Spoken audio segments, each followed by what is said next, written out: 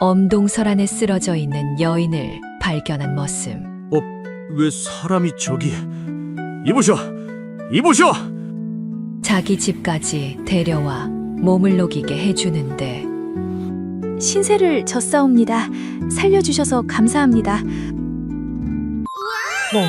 제가 더 감사합니다. 전기 수야담을 찾아주셔서 감사합니다. 구독과 좋아요는 사랑입니다. 이야기 한 판 시작해 보겠습니다. 대관령의 겨울바람은 단순히 부는 것이 아니라 산 짐승의 살점을 물어뜯듯 사납게 몰아쳤습니다. 곰도 호랑이도 숨을 죽이고 바위 틈 깊숙이 숨어드는 혹독한 1월의 어느 날, 숲 굽는 총각 바우는 지게 가득 숯을 지고 무릎까지 차오른 눈 덮인 산비탈을 위태롭게 내려오고 있었습니다. 춥다. 코가 다 얼어 떨어지겠구만. 올해 추위는 유독 징하네. 바우는 곰 가죽을 덧댄 누더기를 여미며 몸을 떨었습니다. 25에 한창 나이지만 뜨거운 숯가마 열기와 차가운 산바람을 번갈아 맞은 얼굴은 40은 되어 보일 만큼 투박하고 거칠었습니다. 가진 것이라곤 튼튼한 몸뚱이와 산꼭대기 오두막, 그리고 숯 굽는 기술뿐인 천의 고아였지요. 그때였습니다. 하얀 입김을 내뿜으며 눈밭을 헤치던 바우의 눈에 기이한 색채가 들어왔습니다. 온통 하얀 세상 속에 뚝 떨어진 듯한 선명하고도 섬뜩한 붉은색. 저게 뭐여? 산짐승이 피를 흘렸나? 바우는 지게를 내려놓고 조심스레 다가갔습니다. 벼랑 끝, 위태롭게 솟은 바위 아래 무언가가 쓰러져 있었습니다. 가까이 다가간 바우는 헙 하고 숨을 들이켰습니다. 그것은 짐승이 아니었습니다. 사람이었습니다. 그것도 갱겹의 하얀 소복만 입은 여인이 붉은 피를 흥건히 흘린 채 눈 속에 파묻혀 있었습니다. 이보시오. 정신 차리시오. 이런 곳에 누워 있으면 얼어 죽소. 바우가 황급히 여인을 안아 일으켰습니다. 순간 바우의 심장이 숯가마 아궁이처럼 쿵 하고 내려앉았습니다. 꽁꽁 얼어붙은 긴 속눈썹, 핏기 없이 창백하지만 옥처럼 고운 피부. 바우가 평생 봐왔던 투박한 산골 안악들과는 차원이 달랐습니다. 마치 하늘에서 죄를 짓고 쫓겨난 선녀가 피를 토하고 쓰러진 듯한 처연하고도 압도적인 아름다움이었습니다. 세상에, 사람한테서 어찌 이런 광채가 난다냐. 바우는 넋을 잃고 그녀를 바라보았습니다. 숯검정 묻은 자신의 투박한 손이 그녀의 하얀 옷을 더럽힐까봐 감히 움켜쥐지도 못하고 손을 덜덜 떨었습니다. 으축, 여인의 입술에서 희미한 신음이 새어 나왔습니다. 그 가쁜 소리에 퍼뜩 정신이 든 바우는 서둘러 자신의 곰가죽 털옷을 벗어 여인을 감쌌습니다. 조금만 참으시오. 내 얼른 따뜻한 곳으로 모실 테니. 바우는 망설임 없이 자신의 지게에 있던 비싼 백탄을 눈밭에 와르르 쏟아버렸습니다. 장에 내다 팔면 쌀 한 가마니는 받을 귀한 수치였으나 사람 목숨보다 중할 수는 없었습니다.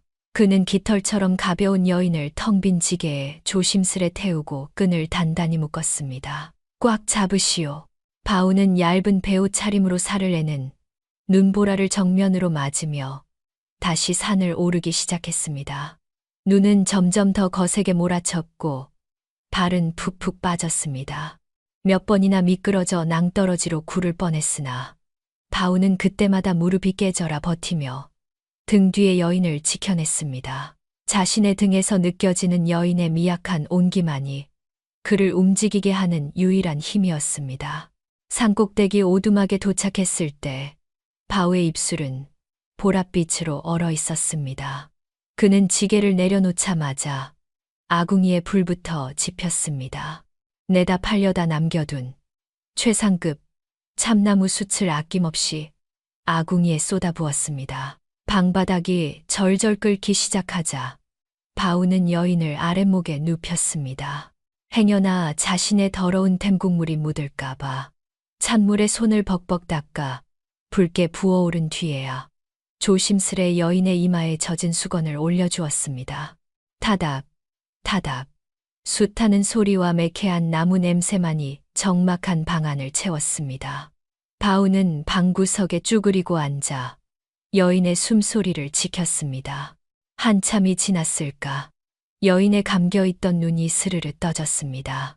깊고 검은 눈동자가 허공을 맴돌다 바우의 숯검정 묻은 얼굴에 멈췄습니다. 여인, 아니 천년 묵은 구미호 연화는 속으로 혀를 찼습니다. 젠장, 놈들에게 당하다니. 하마터면 길바닥에서 객사할 뻔했구나. 연화는 옆구리를 갉아먹는 듯한 통증에 미간을 찌푸렸습니다. 그냥 화살이 아니었습니다. 놈들은 복숭아나무 가지로 만든 화살촉에 부적을 감아 쏘아댔습니다. 전문적으로 요물을 사냥하는 추격꾼들이었습니다. 지난 999년의 세월 동안 인간이 되기 위해 수많은 사내를 만났지만 끝내 돌아온 건 배신과 비정한 칼날뿐이었습니다. 이제 남은 시간은 단 14일. 다가오는 보름달이 뜨기 전까지 자신을 진정으로 사랑하는 산 사람의 간을 취하지 못하면 그녀는 영원히 소멸하게 됩니다. 연화의 눈동자가 이체를 띠며 눈앞의 사내를 훑었습니다. 떡 벌어진 어깨, 두툼한 목덜미, 그리고 무엇보다 펄떡펄떡 뛰고 있는 싱싱한 심장의 소리. 산짐승을 잡아먹은 듯 생명력이 넘치는 최상급 재물이었습니다. 연화는 본능적으로 입맛을 다시며 생각했습니다. 호, 하늘이 나를 버리지 않았구나. 이런 깊은 산골에 딱 먹기 좋은 놈을 준비해 두다니. 저 순에 빠진 눈빛을 보니 속이는 건 일도 아니겠어. 연화는 고통을 참으며 표정을 싹 바꾸었습니다. 눈꼬리를 내리고 짐짓 가련하고 겁먹은 표정을 지으며 고개를 숙였습니다. 고맙습니다. 나리께서 저를 살리셨군요. 목소리는 옥굿을 굴러가듯 청아했습니다. 바우는 얼굴이 붉게 달아올라 손사래를 쳤습니다. 나리라니요. 당치 않소. 나는 그냥 수치나 굽고 사는 천한 놈이요. 남들은 그냥 바우라고 부르니 편하게 부르시오. 바우의 순박한 대답에 연화가 살며시 미소 지으며 불렀습니다. 그럼 바우님이라고 부르지요. 바우님이라니. 바우는 난생 처음 들어보는 존칭의 심장이 아궁이 속 숫덩이처럼 시커멓게 타들어가는 것 같았습니다. 어쩔 줄 몰라 엉덩이를 들썩이는 바우를 보며 연화는 속으로 차가운 비소를 흘렸습니다. 그래, 바우야. 보름만 기다리거라. 그 뜨거운 간을 내게 바치게 될 테니. 방 안의 촛불이 흔들렸습니다. 흙벽에 비친 바우의 그림자는 그저 웅크린 사내였으나 연화의 그림자는 촛불에 비쳐 기이하게 일렁였습니다. 마치 9개의 꼬리가 춤을 추듯이 말입니다. 연화가 바우의 오두막에 짐을 푼 지 어느덧 나흘이 지났습니다. 바우가 구해온 귀한 약초를 지식여 바른 덕분에 옆구리의 상처는 빠르게 아물어가고 있었으나 연화의 속은 점점 타들어갔습니다. 앞으로 열흘 안에 결판을 내야 해. 연화는 아랫목에 비스듬히 누워 방문 밖을 응시했습니다. 문풍지 너머로 바우가 분주하게 움직이는 그림자가 어른거렸습니다. 천년을 살아온 구미호의 눈에 바우 같은 사내를 꼬여내는 건식은 죽먹기보다 쉬운 일이었습니다. 하지만 이 사내는 좀 달랐습니다. 꼬리를 칠 틈조차 주지 않고 혼자서 북치고 장구치며 헌신하고 있었기 때문입니다. 잠시 후 바우가 김이 모락모락 나는 군고구마와 동치미 국물이 담긴 소반을 들고 들어왔습니다. 그는 밥상을 연화 앞에 내려놓더니 황급히 뒷걸음질쳐 문지방 넘어 마루로 물러났습니다. 연화가 의아해하며 가까이 와서 드시라 권했으나 바우는 손사래를 쳤습니다. 자신의 몸에서 숯 냄새와 땀 냄새가 진동하여 귀한 분의 비위를 상하게 할까 저어된다는 것이었습니다. 바우는 문지방에 걸터앉아 식은 감자 하나를 우적우적 씹어 먹었습니다. 연화는 기가 찼습니다. 천년 동안 수많은 사내를 만났지만 자기가 냄새난다고 스스로를 구박하며 여자를 상전 모시듯 하는 놈은 처음이었습니다. 연화가 군고구마를 한 입 베어 물자 바우는 그 모습을 넋을 잃고 바라보았습니다. 오물거리는 입술, 하얀 목덜미, 그리고 가끔 자신을 보며 지어주는 옅은 미소. 바우에게는 이 좁고 누추한 오두막이 마치 천국처럼 느껴졌습니다. 바우가 결심한 듯 입을 열었습니다. 낭자, 뭐 더 필요한 건 없소. 고기가 드시고 싶으면 당장이라도 산을 뒤져 멧돼지라도 잡아오리다. 바우의 눈빛은 마치 주인의 명령을 기다리는 충직한 개의 그것과 같았습니다. 연화는 속으로 코웃음을 쳤습니다. 그래, 많이 먹어둬라. 그래야 내 간도 기름지고 맛있어질 테니. 연화는 짐짓, 슬픈 표정을 지으며 고개를 저었습니다. 고기 같은 건 필요 없으니 그저 춥지나 않았으면 좋겠다고 흘리듯 말했습니다. 그 말 한마디에 바우의 눈빛이 이글거렸습니다. 그는 먹던 감자를 내려놓고 당장 방바닥을 절절 끓게 만들어 주겠다며 밖으로 뛰쳐나갔습니다. 잠시 후 부엌 아궁이 쪽에서 쿵쿵거리며 장작 패는 소리가 요란하게 들려왔습니다. 그날 밤 대관령의 추위는 절정에 달했습니다. 문풍지가 찢어질 듯 바람이 울어대고 기온은 곤두박질 쳤습니다. 하지만 연화가 누워있는 아랫목은 한여름처럼 뜨끈했습니다. 연화는 자다 깨어 땀을 닦았습니다. 너무 더워서 잠이 깰 지경이었습니다. 이 미련한 놈이 불을 얼마나 때운 거야. 물을 마시려 일어난 연화는 문득 밖이 조용한 것을 느꼈습니다. 좁은 방 탓에 바우는 늘 부엌이나 헛간에서 잠을 자곤 했는데 오늘은 코 고는 소리조차 들리지 않았습니다. 연화는 살며시 방문을 열고 부엌 쪽을 내다보았습니다. 그리고는 그만 할 말을 잃고 말았습니다. 부엌 아궁이 앞 바우가 쪼그리고 앉아 불을 지키고 있었습니다. 그런데 아궁이에 넣고 있는 것이 심상치 않았습니다. 그것은 잡목이나 썩은 가지가 아니었습니다. 은은한 은빛이 감도는 최고급 백탄이었습니다. 백탄은 연기가 나지 않고 화력이 좋아 한양의 대갓집 양반들이나 쓴다는 귀한 수치였습니다. 바우가 1년 내내 뼈 빠지게 구워 장에 내다 팔아야 겨우 입에 풀칠할 수 있는 생계수단이자 전 재산이었습니다. 그런데 바우는 그 귀한 백탄을 낭비하듯 아궁이에 쑤셔 넣고 있었습니다. 낭자, 따뜻지, 춥지 마시오. 내가 다 태워줄 테니. 바우는 꾸벅꾸벅 졸면서도 불이 사그라들까봐 숯을 밀어넣고 있었습니다.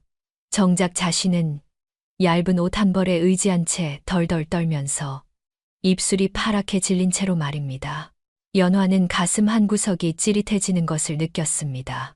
미친놈, 저게 얼마짜리인데 자신의 살을 깎아 먹이며 자신의 생계를 태워가며 오직 그녀의 따뜻한 잠자리만을 바라는 남자는 없었습니다. 연화는 방문을 열고 차가운 목소리로 불렀습니다. 바우님. 바우가 화들짝 놀라며 자리에서 벌떡 일어났습니다. 아이고 깼소. 추워서 깼소. 내 더 세게 떼어드릴게. 연화가 고개를 저으며 단호하게 말했습니다. 아니요. 너무 더워서 깼습니다. 그리고 거기서 그러고 계시면 얼어 죽습니다. 들어오세요. 바우는 손사래를 치며 뒷걸음질 쳤습니다. 예, 당치 않소. 남녀가 유별한데 어찌 한 방을 쓴단 말이오. 연화의 표정이 굳어졌습니다. 제가 불편해서 그럽니다.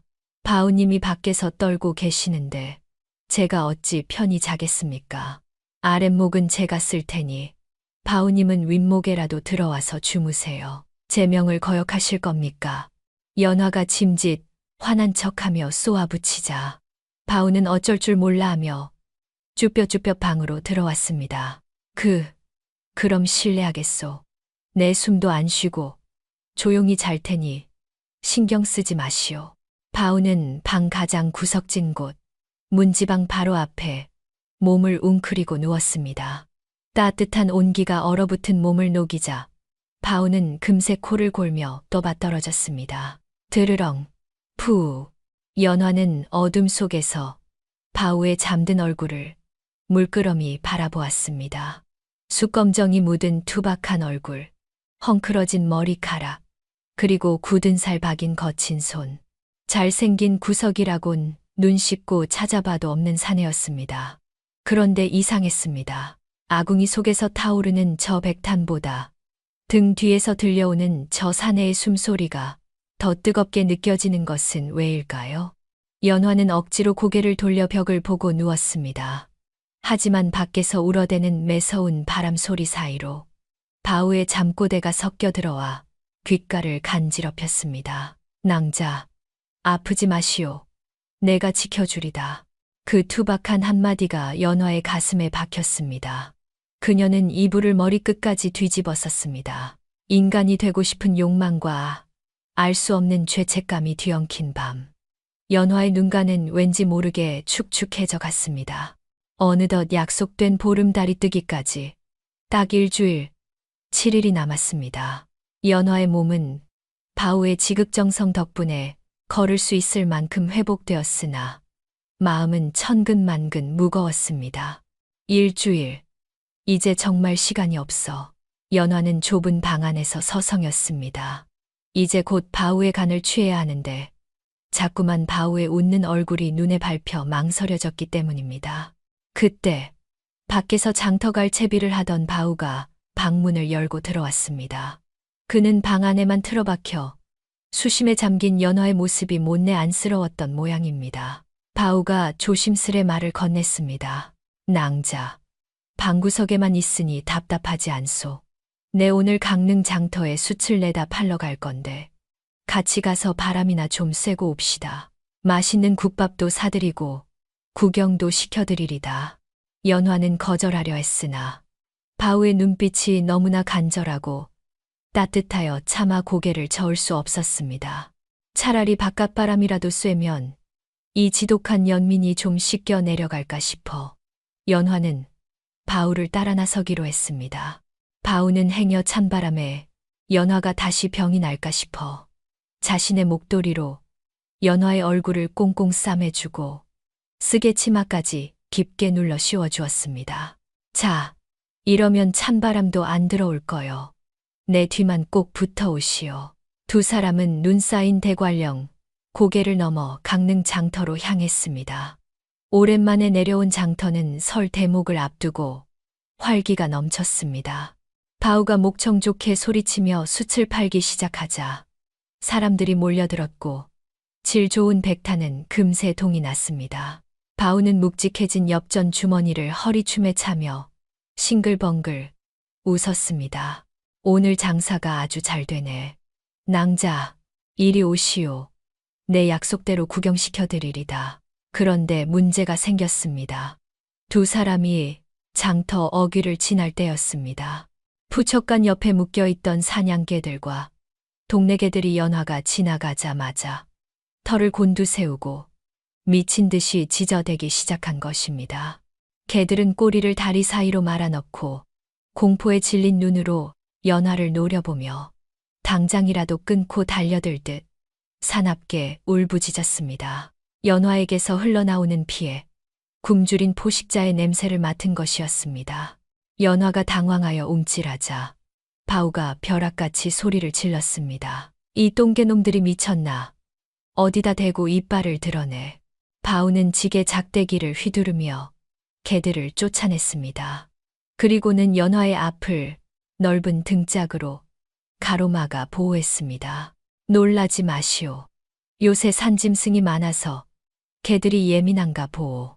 내가 있는데 감히 어떤 놈이 낭자를 물겠소.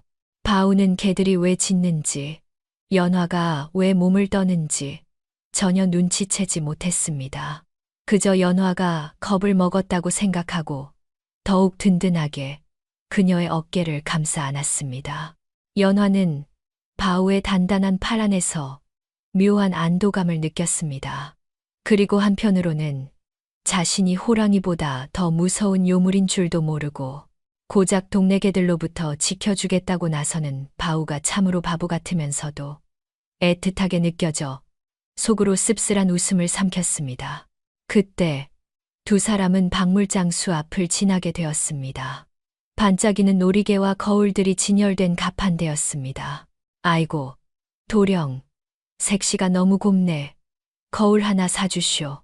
청동으로 만들어서 얼굴이 아주 선녀처럼 비쳐. 박물 장수가 커다란 청동 거울을 연화 쪽으로 들이밀었습니다. 연화는 소스라치게 놀라 고개를 돌렸습니다. 거울에 비치면 꼴이 9 달린 여우의 형상이 드러날 수도 있었기 때문입니다. 바우는 연화가 거울을 싫어한다고 생각하고 정중히 거절하려다 가판대 구석에 놓인 붉은 물건에 시선이 꽂혔습니다. 그것은 붉은 대추나무를 깎아 만든 참빗이었습니다. 촘촘한 빗살에 매와 문양이 조각된 아주 곱고 비싼 물건이었지요. 바우는 홀린 듯 참빗을 집어들었습니다. 이거 얼마요? 보는 눈이 있네. 이건 한양에서 내려온 귀한 거야. 엽전 5냥은 줘야 해. 5냥이면 바우가 오늘 숯을 팔아 번 돈 전부였습니다. 그 돈이면 쌀을 사고 고기를 사서 올겨울을 넉넉히 날 수 있었습니다. 바우는 잠시 망설이는 듯 주머니를 만지작거렸습니다. 연화가 말렸습니다. 비쌉니다. 그냥 가시지요. 하지만 바우는 고개를 저었습니다. 그는 주머니를 탈탈 털어 박물 장수에게 건넸습니다. 여기 있소. 그리고 저기 옆에 있는 꽃신도 같이 주시오. 돈이 좀 모자라는데 내 숯 한 지게 더 가져다 드릴 테니 깎아주시오. 바우는 기어이 숯판 돈을 몽땅 털어 참빗과 꽃신을 샀습니다. 쌀자루 대신 빗 하나를 든 바우의 손은 가벼웠지만 그의 표정은 세상을 다 얻은 듯했습니다. 돌아오는 산길, 해가 뉘엿뉘엿지고 노을이 붉게 물들 무렵 바우는 품속에서 참빗을 꺼내 연화에게 건넸습니다. 받으시오. 연화는 떨리는 손으로 참빗을 받아들었습니다. 999년을 살면서 수많은 사내에게 비단과 보석을 받아봤지만 사내의 전 재산과 맞바꾼 선물은 처음이었습니다. 왜 이런 걸 사셨습니까? 쌀을 사셔야지요. 연화의 목소리가 물기에 젖어 떨렸습니다. 바우는 쑥스러운 듯 코를 문지르며 밤하늘의 별을 보고 말했습니다. 그냥 낭자 머릿결이 참 고와서 빗겨주고 싶었소. 나는 가진 게 숫덩이밖에 없는 놈이라. 비단 옷은 못해 입혀도 머리 빗을 때마다 내 생각 한 번쯤은 해주지 않겠소. 바우의 투박한 진심이 연화의 가슴을 쿡 찔렀습니다. 연화는 붉은 참빗을 가슴에 품었습니다. 참빗의 붉은색이 마치 바우의 심장 같아서 손바닥이 데일 듯 뜨거웠습니다. 연화는 바우의 등 뒤에서 몰래 눈물을 훔쳤습니다. 쌀을 사서 배를 채우는 대신 요물인 자신에게 전 재산을 턴 이 미련한 곰 같은 남자를 어찌해야 할지 막막했기 때문입니다. 날이 춥소. 어서 갑시다. 집에 가서 군밤 구워드릴게. 바우가 앞장서서 눈길을 밟으며 걸어갔습니다. 그의 듬직한 등에는 빈지게가 들려 있었지만 발걸음은 어느 때보다 가벼워 보였습니다. 연화는 그 발자국을 따라 밟으며 생각했습니다. 이 길의 끝에 무엇이 기다리고 있을지, 자신이 인간이 되는 축복일지, 아니면 사랑하는 이를 죽여야 하는 저주일지. 붉은 노을 아래 두 사람의 그림자가 길게 늘어지며 눈밭 위로 애처롭게 포개졌습니다. 장터에 다녀온 뒤로 대관령에는 심상치 않은 기류가 감돌았습니다. 바람결에 섞여 들어오는 냄새가 달라졌습니다. 그것은 비릿한 피 냄새 같기도 하고 서늘한 쇠 냄새 같기도 했습니다. 약속된 보름달이 뜨기까지 이제 고작 나흘이 남았습니다. 연화는 방문을 걸어 잠그고 두려움에 떨었습니다. 놈들이 가까이 왔어. 사냥개 냄새가 나. 바우가 마을 어귀에서 동냥하다시피 구해온 소식은 끔찍했습니다. 강원도 일대에서 장정들의 간을 빼먹는 괴이한 요물이 출몰한다는 소문이 돌자 관아에서 전문 사냥꾼들을 풀었다는 것이었습니다.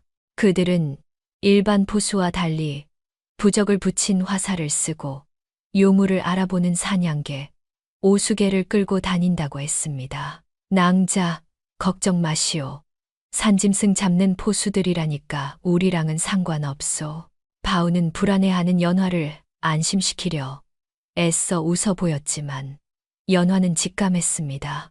그들이 찾는 요물이 바로 자신이라는 것을. 그날 오후 우려하던 일이 벌어졌습니다. 마당에서 숯을 정리하던 바우의 귀에 산중의 정막을 깨는 요란한 소리가 들려왔습니다. 서너 마리의 사냥개들이 오두막 마당으로 뛰어들며 미친 듯이 지저대기 시작한 것입니다. 개들은 방문 쪽을 향해 털을 곤두세우고 땅을 파헤치며 당장이라도 문을 부술 듯 달려들었습니다. 뒤이어 활과 창으로 무장한 사냥꾼 5명이 들이닥쳤습니다. 그들의 눈빛은 살기로 번들거렸습니다. 이보시오. 남의 집에 함부로 들어와서 뭐 하는 짓이오. 바우가 도끼를 들고 앞을 막아서자 우두머리로 보이는 사냥꾼이 바우를 쏘아보며 물었습니다. 비켜라. 요물 냄새가 나서 왔다. 이 집에 여자가 있지. 바우의 심장이 덜컥 내려앉았으나 그는 표정을 바꾸지 않고 태연하게 대꾸했습니다. 여자라니요. 혼자 사는 호라비 집에 여자가 어디 있소. 우두머리 사냥꾼은 코웃음을 치며 바닥을 가리켰습니다. 눈 위에 찍힌 발자국들을 가리키는 것이었습니다. 거짓말 마라. 여기 여자 발자국이 있는데 어디서 오리발이야. 그런데 이상하군. 눈이 이렇게 깊은데 발자국 깊이가 얕아. 뼈가 없는 것처럼 가볍군. 이게 사람이 아니라는 증거다. 사냥꾼들이 웅성거리며 창을 겨누었습니다. 절체절명의 위기였습니다.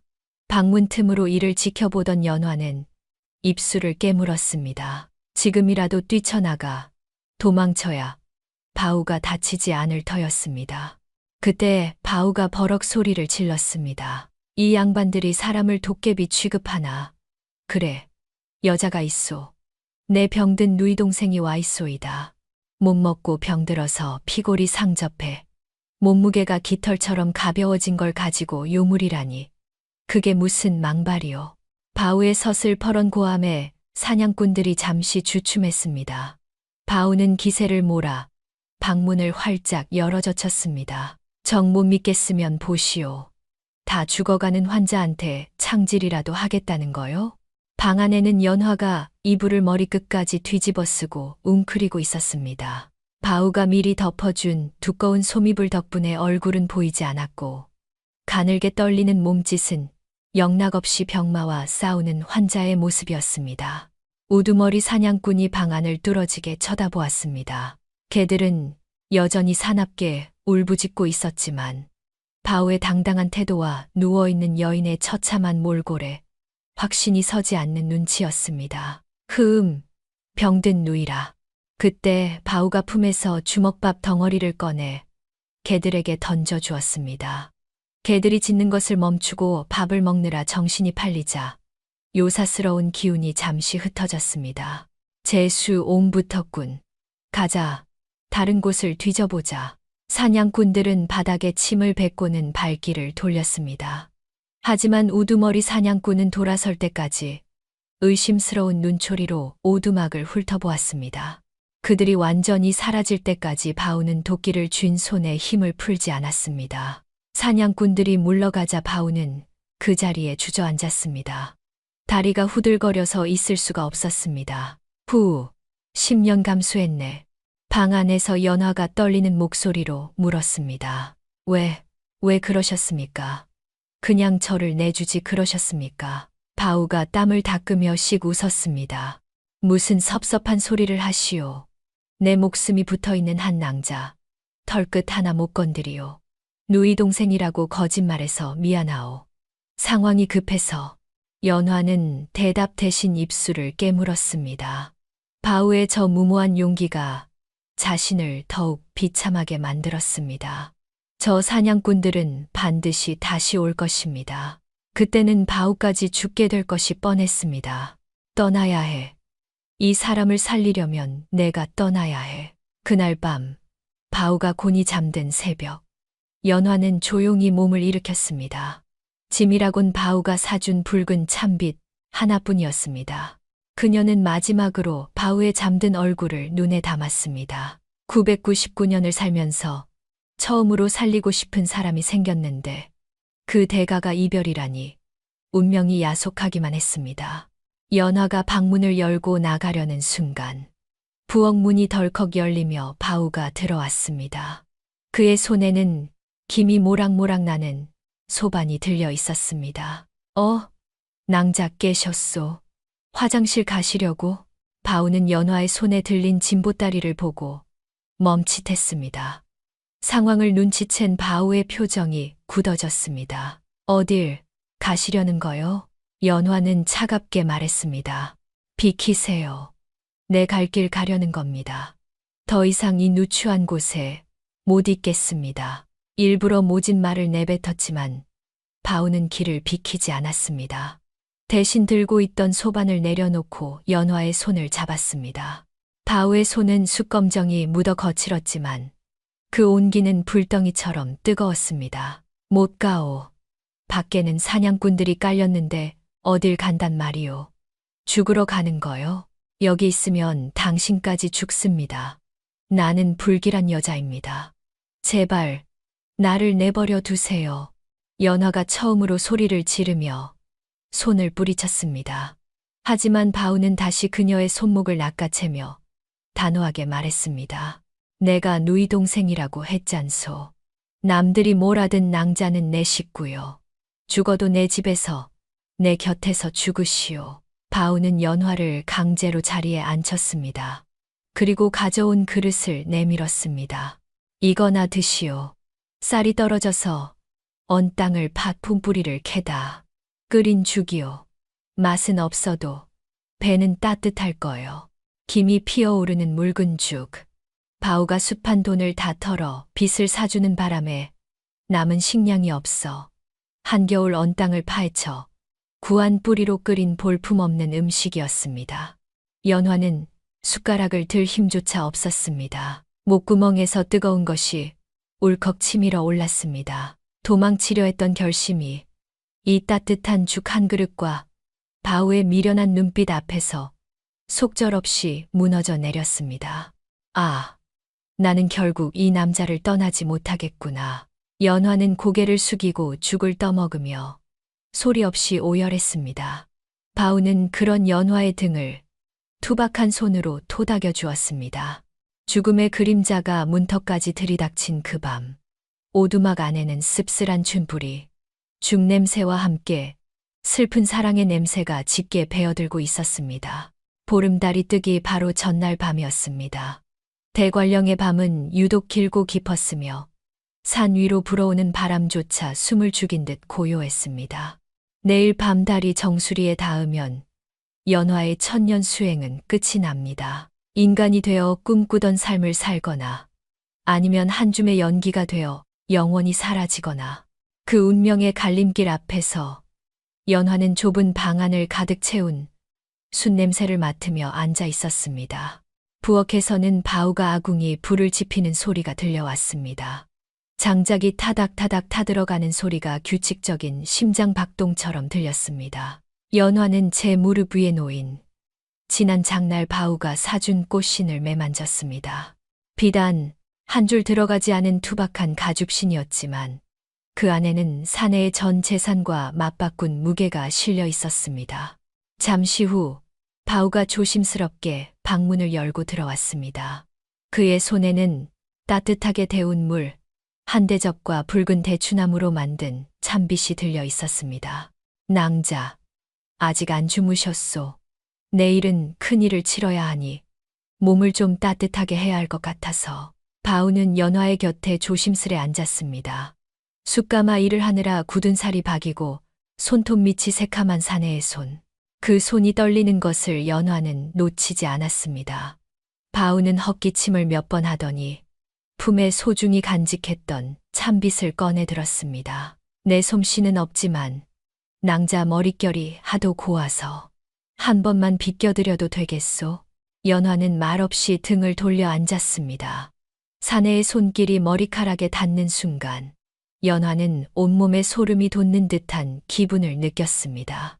999년 동안 수많은 남자가 그녀의 환심을 사려 보석을 내밀고 감언이설을 늘어놓았지만 이토록 조심스럽고 경건하게 자신을 대하는 손길은 처음이었습니다.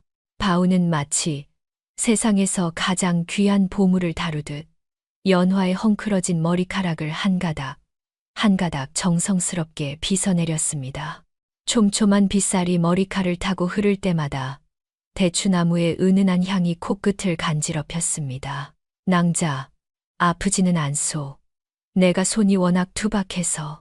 바우의 낮은 목소리가 연화의 귓가를 맴돌았습니다. 연화는 대답 대신 입술을 깨물었습니다.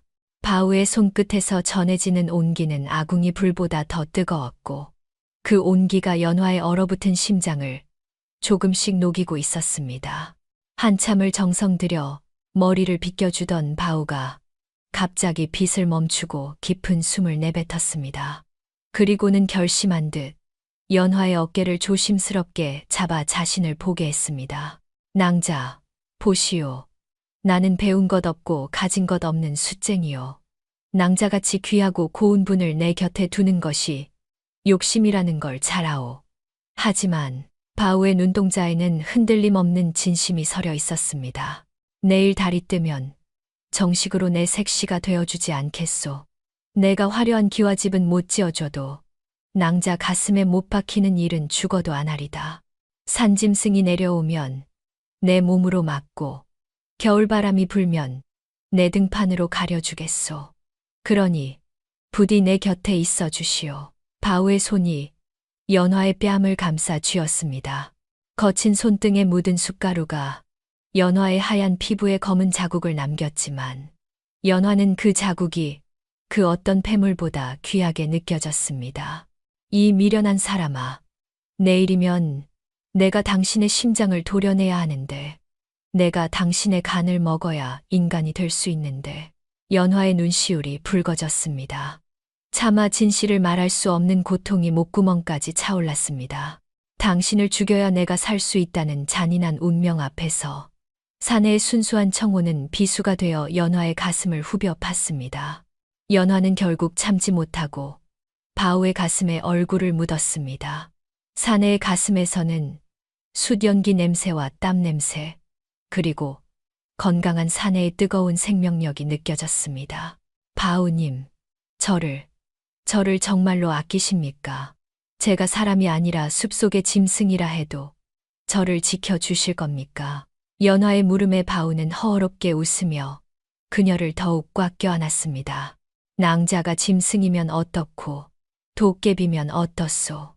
내 눈에는 그저 내 목숨보다 귀한 연화인데 걱정 마시오. 내일 달이 뜨면 우리는 비로소 하나가 되는 것이니. 바우는 연화가 기뻐서 우는 줄로만 알고 그녀의 등을 토닥이며 위로했습니다. 연화는 그의 품 안에서 소리 없이 오열했습니다. 인간이 되고 싶은 욕망보다 이 사내의 심장이 멈추는 것을 보고 싶지 않다는 마음이 더 커져가고 있었습니다. 창밖으로는 무심한 달빛이 하얀 눈밭을 비추고 있었습니다. 내일 밤, 저 달이 가장 높이 떴을 때 연화는 선택해야 합니다. 사내를 죽이고 천년의 수건을 이룰 것인가, 아니면 스스로를 파괴하고 사내를 살릴 것인가. 두 사람의 그림자가 호롱불 아래서 하나로 겹쳐졌습니다. 슬프도록 아름다운 약속이 오두막의 고요를 채우고 있었고 대관령의 밤은 그렇게 잔인한 희망을 품은 채 깊어갔습니다. 드디어 천년의 기다림이 마침표를 찍는 마지막 밤이 밝았습니다. 대관령의 밤하늘에는 쟁반만 한 보름달이 차올랐습니다. 달빛은 서러울 만큼 밝고 차가워 오두막 주변의 하얀 눈밭을 마치 대나처럼 투명하게 비추고 있었습니다. 방 안의 공기는 얼음장처럼 차가웠으나 연화의 몸은 불덩이처럼 달아올랐습니다. 보름달이 정수리에 가까워질수록 몸속의 불길한 기운이 거칠게 소용돌이쳤습니다. 뼛속까지 파고드는 갈증, 당장이라도 눈앞에 있는 산 사람의 뜨거운 심장을 한 입에 삼켜버리고 싶다는 본능이 연화의 이성을 갉아먹고 있었습니다. 안 돼. 참아야 해. 이 사람은 안 돼. 연화는 바닥을 손톱으로 긁으며 신음했습니다. 바우는 그런 연화의 속도 모르고 문틈으로 밖을 내다보며 시퍼렇게 날이 선도끼를 손질하고 있었습니다. 낭자, 걱정 마시오. 오늘만 넘기면 된다고 하지 않았소. 내 눈에 흙이 들어가기 전엔 놈들이 문턱도 못 넘게 할 거요. 내일 아침엔 우리가 진짜 부부가 되는 날 아니오. 그때였습니다. 산 아래쪽에서부터 횃불의 행렬이 거대한 불뱀처럼 구불거리며 올라오는 것이 보였습니다. 고요하던 산속이 순식간에 사냥개들의 짖는 소리로 가득 찼습니다. 바우는 연화를 이불로 감싸 구석으로 밀어 넣었습니다. 그리고는 자신의 투박한 손으로 연화의 차가운 손을 꽉 쥐었습니다. 낭자, 귀 막고 눈 감고 있으시오. 내 금방 쫓아낼 테니 절대로 나오면 안 돼요. 바우는 망설임 없이 문을 박차고 나갔습니다. 그는 문 앞에 떡하니 버티고 서서 도끼를 치켜들었습니다. 수십 마리의 사냥개와 10여 명의 포수들이 오두막 마당을 겹겹이 포위하며 들어왔습니다. 안에 있는 요물은 들어라. 더는 숨을 곳이 없다. 썩 나오지 못할까. 사냥꾼 우두머리가 활시위를 당긴 채 벼락같이 소리쳤습니다. 횃불의 열기가 쌓인 눈을 녹여 매캐한 수증기를 내뿜었습니다. 바우는 도끼를 고쳐쥐며 고함을 질렀습니다. 이 밤중에 떼거지로 몰려와서 남의 집 마당에서 무슨 행패요. 당장 물러가지 못하겠소. 우두머리 사냥꾼이 비릿하게 웃으며 거리를 좁혀왔습니다. 비켜라. 숫쟁이 놈아. 내 놈이 단단히 홀린 모양인데 방 안에 있는 건 사람이 아니라 천년을 묵으며 장정들의 간을 빼먹은 구미호다. 지금 당장 비키지 않으면 너도 공범으로 간주하고 죽이겠다. 사냥꾼들이 일제히 활시위를 당기며 한 발짝 더 다가왔습니다. 화살촉에는 노란 부적이 감겨 있었고 끄트머리에는 독이 발라져 있었습니다. 보통 사람이라면 사지가 떨려 주저앉을 상황이었으나 바우는 오히려 가슴을 펴고 포효했습니다. 여우, 요물, 닥쳐라. 내 눈에는 세상에서 제일 고운 내 색시다. 방 안에서 이를 악물고 참던 연화의 눈에서 뜨거운 눈물이 쏟아졌습니다. 바우의 목소리는 대관령 골짜기를 쩌렁쩌렁 울렸습니다. 그 사람이 여우든 귀신이든 내게는 상관없다. 어젯밤에 평생을 함께하기로 약속한 내 사람이다. 털끝 하나라도 건드리는 놈은 내 도끼 맛을 보게 될 줄 알아라. 우두머리의 눈이 차갑게 식었습니다. 그는 마지막 경고라는 듯 소리쳤습니다. 미련한 놈, 목숨이 아깝지도 않으냐. 비키라니까 죽고 싶으냐. 하지만 바우는 대답 대신 도끼를 휘두르며 달려드는 사냥개들을 쳐냈습니다. 명령이 떨어지자마자 화살 하나가 공기를 가르며 날아와 바우의 왼쪽 어깨에 깊게 박혔습니다. 커헉! 바우의 몸이 뒤로 밀려났지만 그는 쓰러지지 않았습니다. 화살은 비처럼 쏟아졌습니다. 두 번째 화살이 바우의 허벅지를 관통했고 세 번째 화살이 그의 옆구리를 찢었습니다. 눈밭은 순식간에 붉은 피로 물들었습니다. 바우는 온몸이 고슴도치처럼 화살에 꽂히면서도 오직 방문 앞을 지키는 문지기처럼 버티고 섰습니다. 마지막 순간 우두머리가 쏜 날카로운 화살이 바우의 가슴팍, 심장 바로 옆을 깊숙이 관통했습니다. 허! 바우의 거대한 몸뚱이가 힘없이 뒤로 넘어갔습니다. 쿵 하는 둔탁한 소리와 함께 그 듬직하던 몸이 문지방 위로 쓰러졌습니다. 하얀 눈밭 위로 바우의 붉은 피가 마치 타오르는 숯불처럼 검붉고 뜨겁게 번져나갔습니다. 방문이 서서히 열렸습니다. 그 참혹한 광경을 마주한 연화의 눈동자가 경련하듯 떨려왔습니다. 쓰러진 바우는 마지막 남은 힘을 쥐어짜 피 묻은 손을 뻗었습니다. 그는 연화의 치맛자락을 잡으려 애쓰며 갈라진 목소리로 간신히 속삭였습니다. 도망가시오, 낭자. 어서. 마지막 순간까지 자신의 안위보다 연화가 살기를 바라는 그 미련하고도 깊은 눈빛, 그 눈빛을 마주하는 순간 연화의 머릿속에서 무언가 툭 하고 끊어지는 소리가 났습니다.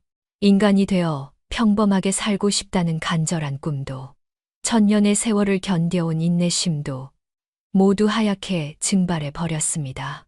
남은 것은 오직 하나, 자신의 모든 것을 바쳐 자신을 사랑해준 이 남자를 망가뜨린 자들에 대한 끝없는 분노뿐이었습니다. 밤하늘의 보름달이 순식간에 핏빛으로 물들기 시작했습니다. 연화의 입에서는 비명조차 나오지 않았습니다. 대신 가슴 깊은 곳에서부터 짐승의 것과 같은 낮은 울림이 터져 나왔습니다. 그것은 슬픔을 넘어선 지독한 저주이자 대관령의 모든 생명체를 얼어붙게 만드는 서늘한 선전포고였습니다. 연화의 고운 눈매가 사납게 치켜 올라갔고 눈동자는 짐승처럼 번뜩이는 금빛으로 변했습니다. 등 뒤로는 9개의 은빛 꼬리가 폭발하듯 펴지며 주변의 눈보라를 휘감았습니다. 천년의 기다림을 포기하는 대신 연화는 스스로 괴물이 되기를 선택했습니다. 사랑하는 이를 지키지 못한 세상에 대한 가장 참혹한 복수가 시작되려는 찰나였습니다. 연화의 등 뒤로 솟구친 9개의 은빛 꼬리가 밤 공기를 가르며 채찍처럼 휘둘러졌습니다. 핏빛, 달빛 아래 그녀의 모습은 더 이상 가련한 여인이 아니었습니다. 분노로 타오르는 눈동자는 금빛으로 번뜩였고 그녀의 발밑에 쌓여있던 눈들이 요동치는 기운에 밀려 사방으로 흩날렸습니다. 마당을 가득 메웠던 사냥꾼들은 눈앞에 벌어진 믿기지 않는 광경에 얼어붙었습니다. 방금 전까지 비키라며 호기롭게 소리치던 우두머리 사냥꾼조차 화를 쥔 손을 부들부들 떨었습니다. 이게 무슨 정말로 천년 묵은 요물이었단 말이냐. 그의 외침이 채 끝나기도 전이었습니다. 연화의 몸이 눈 깜짝할 사이에 공중을 가로질렀습니다. 그녀의 움직임은 바람보다 빨랐고 눈보다 차가웠습니다. 연화가 허공을 핥히자 날카로운 발톱 자국이 허공에 붉은 궤적을 남겼고 그 궤적을 따라 사냥꾼들의 무기가 맥없이 동강났습니다. 크악! 내 눈이 사방에서 비명소리가 터져 나왔습니다. 연화는 자비가 없었습니다. 사냥개들은 꼬리를 말고 도망치려 했으나 연화의 꼬리가 뿜어내는 서늘한 기운에 발이 묶여 눈밭 위를 뒹굴었습니다. 연화는 바우의 가슴에 화살을 꽂았던 우두머리 사냥꾼의 멱살을 단숨에 낚아챘습니다. 내 남자를, 감히 내 놈들이. 연화의 목소리는 짐승의 울림과 여인의 슬픔이 섞여 기괴하면서도 처절하게 울렸습니다. 우두머리 사냥꾼은 공포에 질려 숨도 쉬지 못했습니다. 연화의 손톱이 그의 목줄기를 파고들려던 찰나 뒤쪽에서 작게 들려오는 기침 소리가 그녀의 이성을 붙잡았습니다. 바우였습니다. 차가운 눈바닥 위에서 피를 쏟아내던 바우가 간신히 눈을 뜨고 연화를 부르고 있었습니다. 연화는 붙잡고 있던 사냥꾼을 쓰레기처럼 내팽개치고 바우에게 달려갔습니다. 바우님. 연화의 외침에 사냥꾼들은 혼비백산하여 산 아래로 도망치기 시작했습니다. 무기도 횃불도 버려둔 채 오직 살기 위해 눈길을 굴렀습니다. 하지만 연화에게는 이제 그들이 중요하지 않았습니다. 그녀는 피로 젖은 바우의 상체를 품에 안았습니다. 바우의 체온은 빠르게 식어가고 있었습니다. 안 돼요. 죽으면 안 돼요. 내가 살려낼게요. 연화는 자신의 가슴 깊숙이 품고 있던 푸른 구슬을 토해냈습니다. 천년의 세월 동안 수많은 생명의 정기를 모아 만든 여우 구슬이었습니다. 이 구슬만 있으면 죽어가는 사람도 살릴 수 있었지만 그것은 곧 연화 자신이 쌓아온 천년의 공덕을 모두 포기하고 소멸의 길로 들어선다는 뜻이기도 했습니다. 이걸 드세요. 그럼 살 수 있어요. 연화가 눈물 섞인 목소리로 구슬을 바우의 입가에 가져다 댔습니다. 하지만 바우는 힘겹게 고개를 저었습니다. 그는 피 묻은 손을 들어 연화의 뺨을 어루만졌습니다. 짐승처럼 변해버린 연화의 얼굴을 보면서도 바우의 눈빛에는 두려움이 없었습니다. 오직 처음 만났던 날처럼 따뜻한 애정만이 가득했습니다. 낭자, 내 그럴 줄 알았소. 바우가 피 섞인 웃음을 지으며 속삭였습니다. 처음부터 낭자가 사람이 아니어도 상관없었소. 숲속의 짐승이면 어떻고 도깨비면 어떻소. 내 눈에는 그저 곱디고 온 내 연화였는데 연화의 가슴이 무너져 내렸습니다. 이 남자는 알고 있었던 것입니다. 비록 머리는 나쁘고 우직했으나 자신의 품에 깃든 여인이 비범한 존재임을 가슴으로 느끼고 있었던 것입니다. 그런데도 그는 묻지 않았고 오히려 목숨을 바쳐 그녀를 지켰습니다. 말하지 마세요. 제발. 이거 드시고 저랑 같이 살아야죠. 내일 부부가 되기로 했잖아요. 미안하오. 약속. 못 지켜서 저기 머리맡에 쌀 한 돼 숨겨뒀소. 나 없어도 밥 굶지 말고. 바우의 손이 힘없이 바닥으로 떨어졌습니다. 그의 눈동자에 비쳤던 빛빛 보름달이 천천히 꺼져갔습니다. 대관령의 거대한 공 같던 사내는 그렇게 연화의 품속에서 마지막 숨을 내뱉었습니다. 바우님, 안 돼. 눈을 떠보세요. 연화의 통곡 소리가 대관령 산맥을 흔들었습니다. 하지만 대답은 돌아오지 않았습니다. 차가운 겨울바람만이 연화의 꼬리 사이를 지나갈 뿐이었습니다. 그때 하늘에서 내리는 눈이 붉게 변하기 시작했습니다. 아니, 그것은 눈이 아니라 연화의 눈에서 흐르는 피눈물이었습니다. 천년을 기다려 인간이 되려 했던 여우는 가장 사랑하는 인간을 잃고 나서야 인간보다 더 깊은 슬픔을 배웠습니다. 연화는 바우의 시신을 꼭 껴안은 채 그가 사준 붉은 찬빛을 꺼내 자신의 머리를 빗었습니다. 그리고는 결심한 듯 자신의 여우 구슬을 바우의 가슴 속에 깊이 밀어 넣었습니다. 구슬이 바우의 심장으로 스며들자 바우의 상처가 아물고 창백했던 얼굴에 아주 희미한 온기가 돌기 시작했습니다. 하지만 그 대가로 연화의 몸은 투명하게 변해갔습니다. 꼬리부터 시작해 손끝까지 눈송이처럼 바스러져 공중으로 흩어지기 시작한 것입니다. 바보 같은 사람. 쌀 같은 건 필요 없으니 부디 다시 눈을 뜨면 나라는 요물은 있고 평범하게 살아요. 연화는 마지막 힘을 다해 바우의 이마에 입을 맞췄습니다. 그녀가 완전히 사라지기 직전 대관령의 보름달이 구름 뒤로 숨었습니다.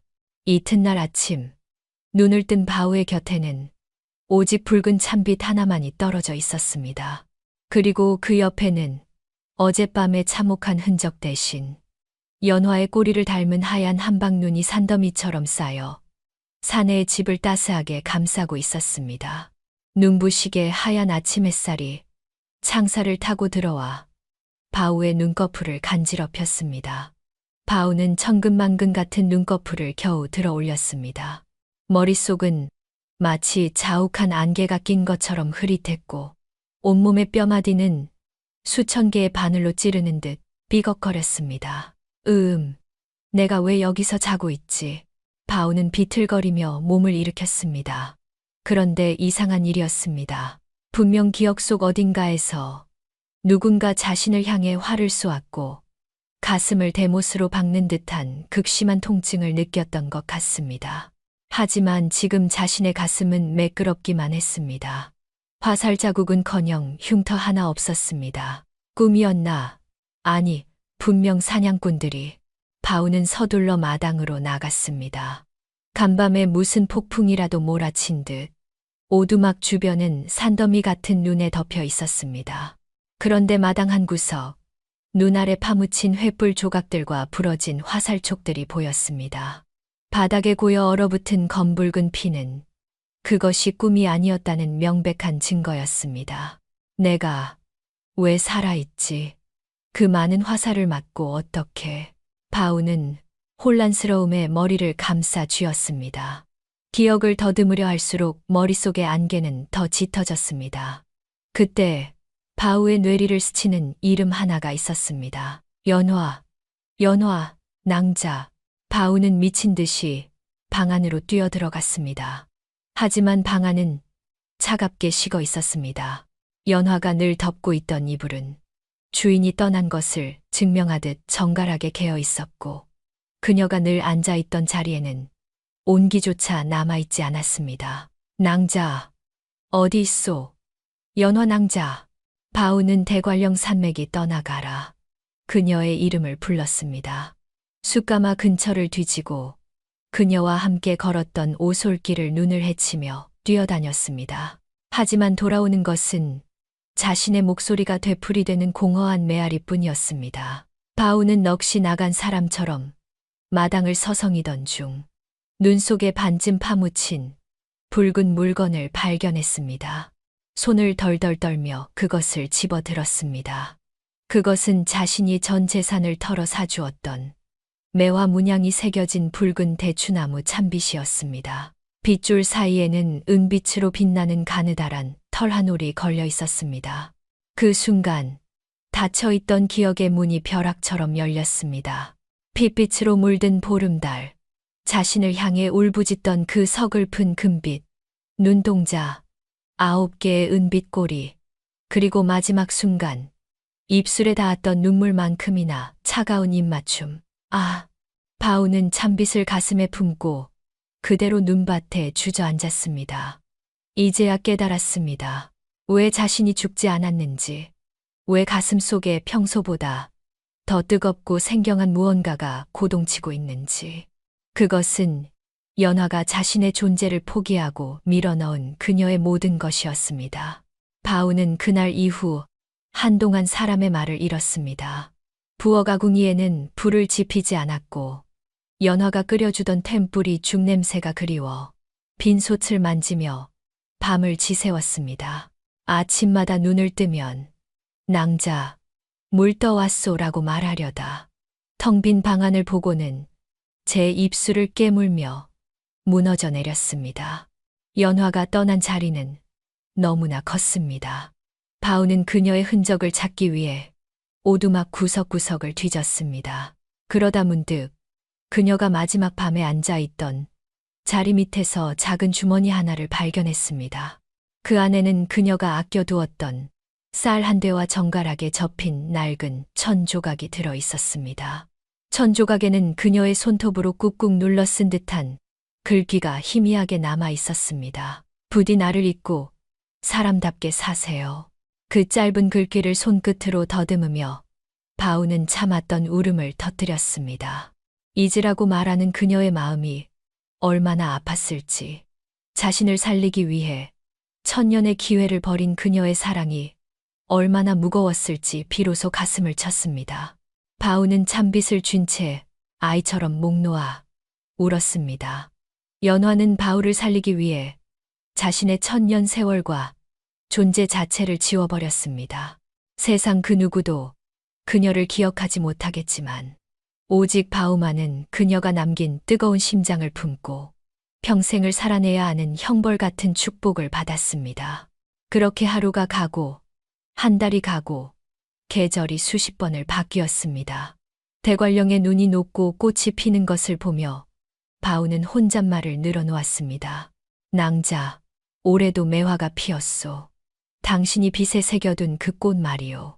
세월은 야속하게도 흘러 바우의 검던 머리에는 하얀 서리가 내려앉았습니다.